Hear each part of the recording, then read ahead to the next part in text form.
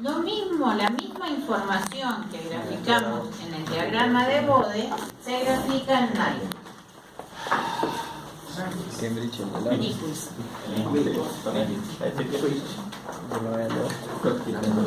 Fíjense, si yo tengo una función de primer orden,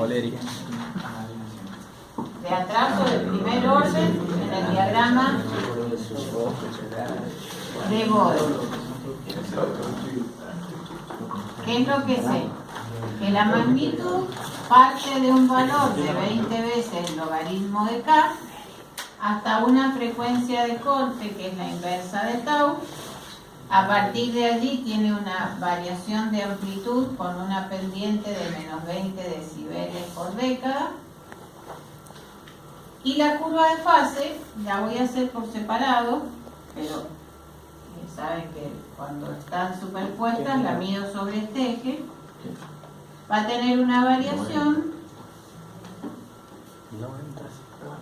de 0 a menos 90, pasa por menos 45 a esta frecuencia y tiene esa dos.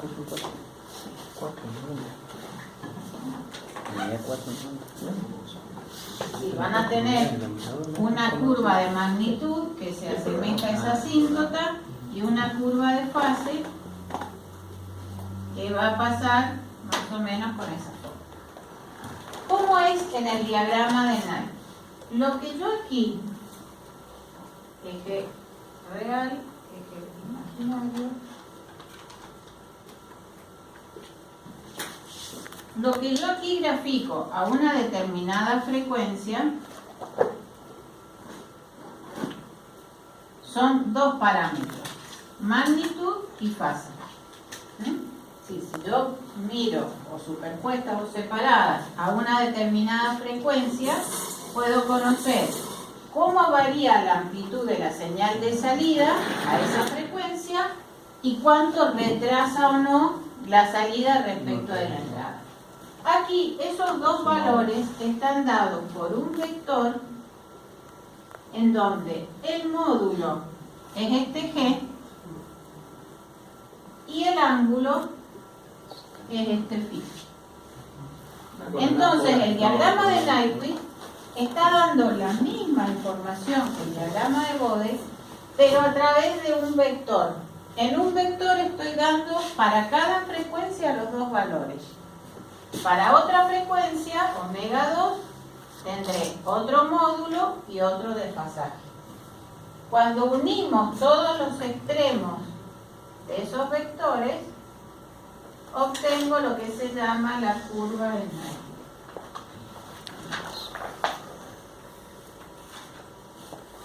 ¿De qué valor parte? De K. El mismo K que tengo acá.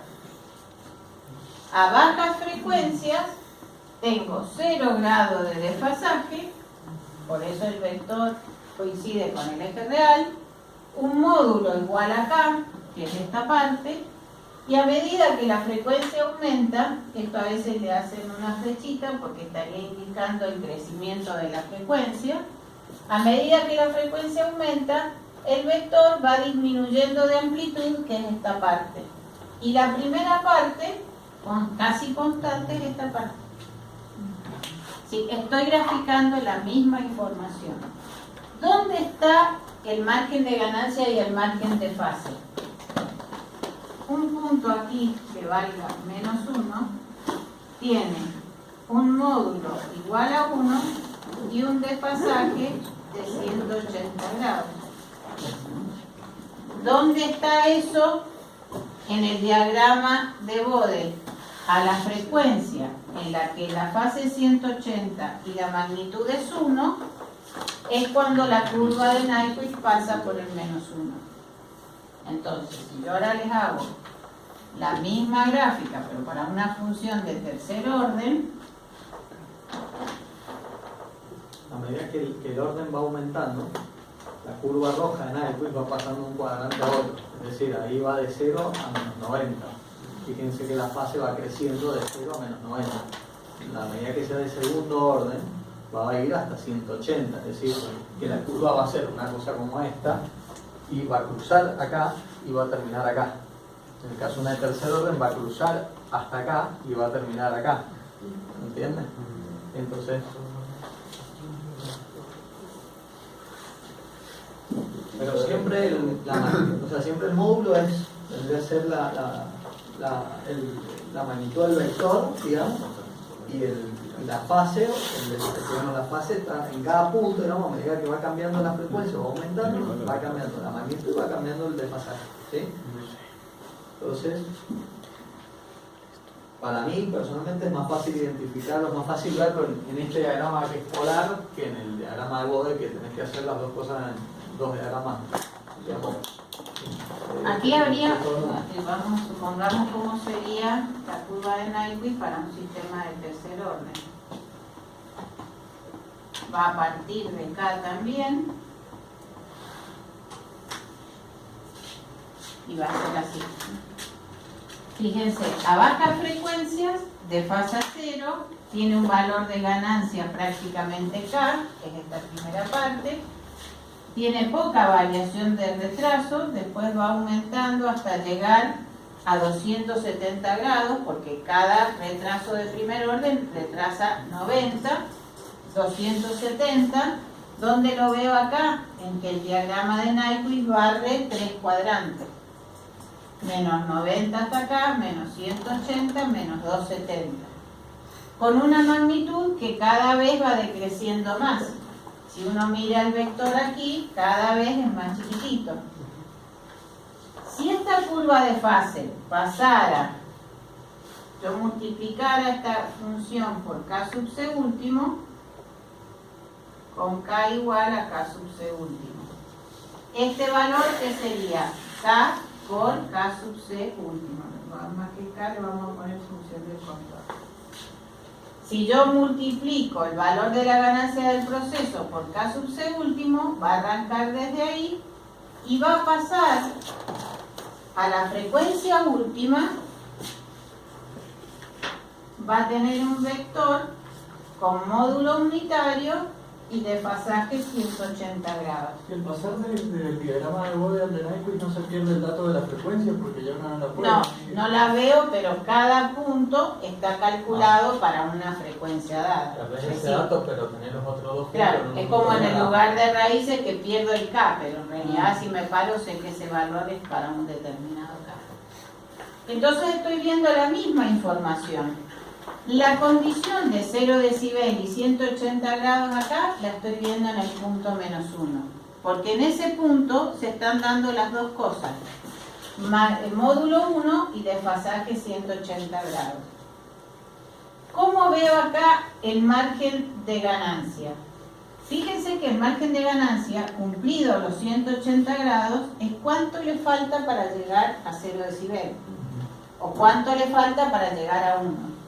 ¿Dónde veo acá cuánto le falta? En realidad esto no es suma de vectores, es producto, porque no está en decibeles. Entonces el margen de ganancia en realidad es la inversa, perdón, si a esto le llamo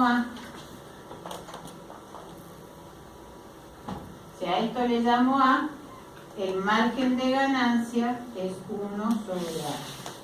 ¿Por qué? Porque cuando aplique decibeles va a ser 20 veces el logaritmo de 1 menos 20 veces el logaritmo de A. Esto no es otra cosa que el 0 decibel y esto no es otra cosa que A expresado en decibeles. Que sería el A expresado en decibeles menos 0 grados. Lo que aquí es una resta, aquí es la inversa de la magnitud. Por eso en realidad cuando nos paramos en el diagrama de Bode y miramos el valor de la amplitud, en realidad yo tengo que hacer esa cuenta. ¿Cómo sacó él el 4? Porque esto era 0.24, 0.25. En la inversa. Se está cumpliendo igual. Lo que pasa es que cuando yo le agrego aquí, le tengo que agregar tantos decibeles como equivalente sea a ese 4. Entonces, en el diagrama de Nyquist, la graficación es sobre un diagrama polar Y el vector va a tener un módulo dado por este valor de ganancia y un desfasaje dado por esta curva de fase. Mirando ese vector, ¿a qué función de transferencia correspondería? ¿Cuál es de los que vimos como un derivativo, un adelanto, una función g igual a s? Porque es adelanto y está en el cuadrante. Siempre que lo trazo es porque estoy midiendo desde el eje real En todo momento estamos hacia el Tengan en sentido. cuenta también que acá pueden ver que para sistemas de primer orden o segundo orden nunca llegaríamos o pasaríamos por menos 1, ¿sí? Por eso siempre va a ser estable. Nosotros partiríamos de un valor y terminaríamos acá en el 0, ¿sí? Pero nunca pasaríamos para menos 180 por menos 1. O sea que siempre que hablemos de un sistema de tercer orden o superior, entonces ahí estaríamos cruzando. Y el menos 1 nos sirve para analizar también, como ahí está el valor de casi último, la frecuencia última. Eso nos permite saber que si nosotros con Nyquist pasamos por fuera del menos 1, es decir, por un número más grande en valores negativos de menos 1, o sea, por menos 2, el sistema es inestable, está fuera de la estabilidad. Tenemos que siempre pasar por dentro, es decir, nosotros tenemos que tratar de lograr siempre que la curva pase por dentro del menos 1. ¿Sí? Porque si está pasando por fuera o por menos 1, no estamos en estabilidad. O sea, son distintas maneras de ver lo mismo, pero tal vez a alguno le gusta más Bode, a mí personalmente me gusta más Nyquist, distintas maneras de ver lo mismo. El lugar de raíces también, si ustedes cuando hacen un sistema de primer orden o segundo orden nunca van a tener que los ejes se les cruzan, digamos, para el cuadrante positivo, ¿sí? Entonces es lo mismo, es lo mismo, nada más que de distintas maneras. Ahí tienen funciones de segundo orden, ¿ven? Entonces por eso nunca Todas es inestable. parten del mismo valor de K, Nunca es en inestable este el caso segundo. K es igual a 1. Todas barren dos cuadrantes, porque el desfasaje en una de segundo orden no puede ser más de 180. ¿Y por qué se hace a veces más panzón? Por el factor de amortiguación. Mientras menor sea el factor de amortiguación, mayor es la amplitud a la frecuencia de resonancia, que es la que se da alrededor del eje imaginario negativo. Este sería de primer orden, esto sería de segundo orden y esto sería de tercer orden. Y ahí van teniendo lugar de raíces, que es donde ven. Uno de primer orden siempre es estable, también acá lo veo porque el menos 1 queda afuera. Uno de segundo orden también es estable, el menos 1 siempre queda afuera. Uno de tercer orden puede ser estable o inestable dependiendo del valor de K sub C. Esto, cuando arranca desde el infinito aquí, es porque tiene esta S.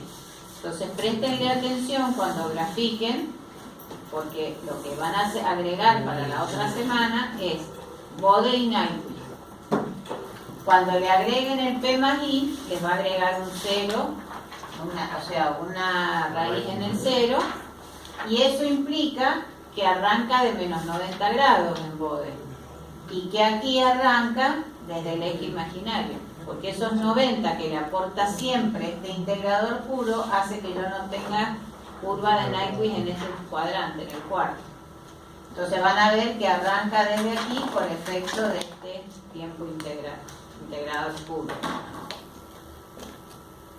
Ahí están las gráficas cuando el sistema es estable, lo que tengo que mirar, así como en Bode miro que tenga margen de ganancia y margen de fase, en Nyquist miro que la curva pase a la derecha del menos 1.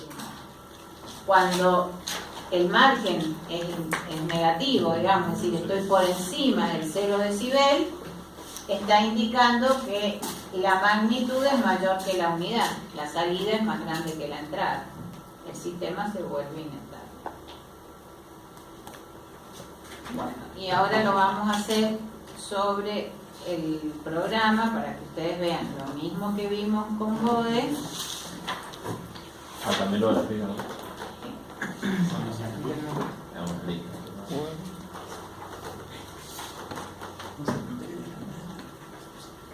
Entonces, vamos a ver. Acá, G6 era la de tercer orden. Si nosotros escribimos Nyquist de G6. El nombre sería Fíjense. Arranca de 4, porque la función de transferencia era 4 sobre 3 función. Como es de tercer orden, tenemos 3 cuadrantes. Pero ya fíjense que cuando está acercándose a los menos 270 grados casi no tiene amplitud. El margen de ganancia de alguna forma es qué tan lejos la curva cruce separada del menos 1. ¿Por qué? Porque la inversa de un valor pequeño de magnitud es un margen grande. Pero no se mide acá. ¿Está claro eso? Yo no lo mido. Si quieren lo visualizo respecto de qué tan lejos estoy del menos 1. Mientras menos margen tenga, más cerca esta curva va a pasar por el menos 1. Creo que por ahí estaba con, bueno, a ver, era 4 en este también. Vamos a hacer G6 por 4, no, por 2, y G6, creo que este también era 4, por 4.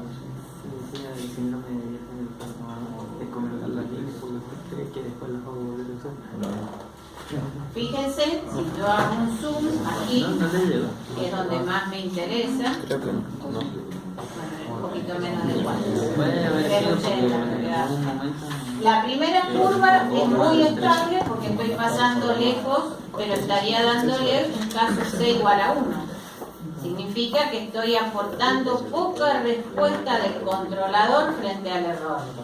Acuérdense que el K sub C es qué peso le doy de corrección al controlador respecto del error. Es K sub C por el error.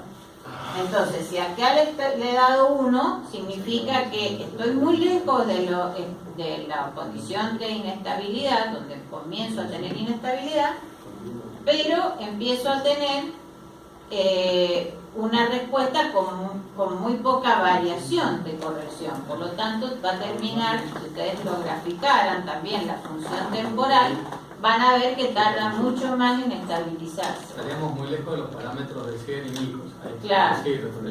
Va a amortiguarlos, eso es seguro, pero va a tardar mucho en llegar al valor final.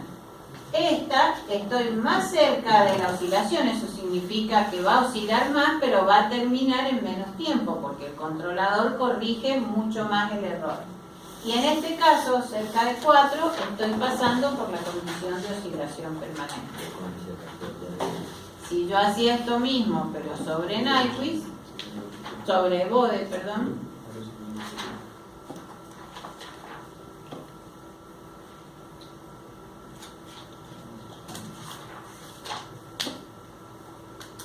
las curvas donde tengo 180, que me voy a posicionar para que sea más fácil de medir,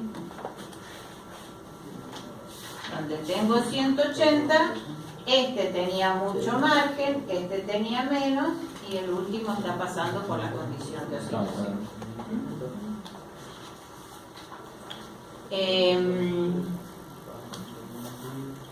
¿Qué pasa cuando le agrego a ese controlador el P más I?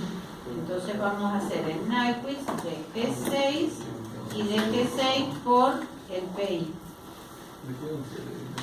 Sí, por como no me acuerdo bien, hago el sitio.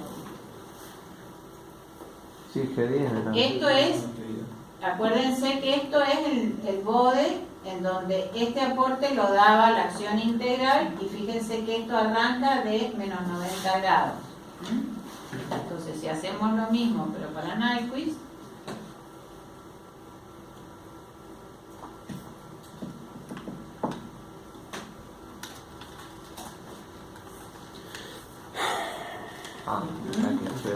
arranca de menos 90, y si nos fijamos y hacemos un zoom aquí,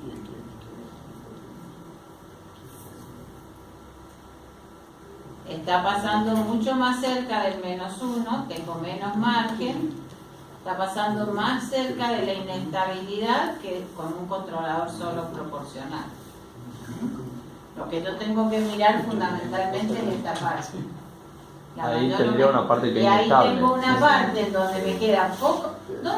¿Cómo medirían el margen de fase acá? A ver, se lo voy a hacer en el solo. Con el ángulo. ¿Y dónde medirían el ángulo? El ángulo que falta para llegar a Que los le falta para llegar a 180. 180. ¿Pero en qué condición? Acá hay algo que le está faltando. ¿Punto de inserción? En el punto máximo ¿Dónde de lo la miden? A panza. ver. Tienen que buscar el módulo 1. Claro, el módulo 1 va a tener ángulo. Ujú. Entonces, acá hay una opción en plot que es, Sí, creo que acá en change. Ahí toman cuál es el pasaje.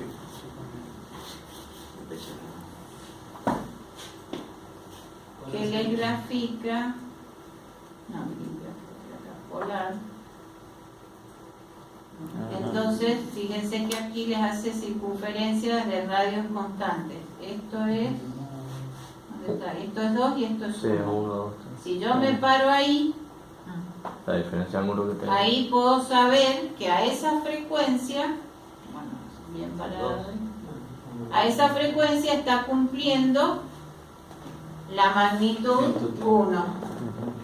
Es decir, ese vector que está ahí, ese gris, este es el vector que a la frecuencia, no lo pongo acá, que a la frecuencia de, sería 0, creo que era 230 y algo, tiene una magnitud de 1. El margen de fase es desde ahí hasta 180. Eso también lo tienen que marcar.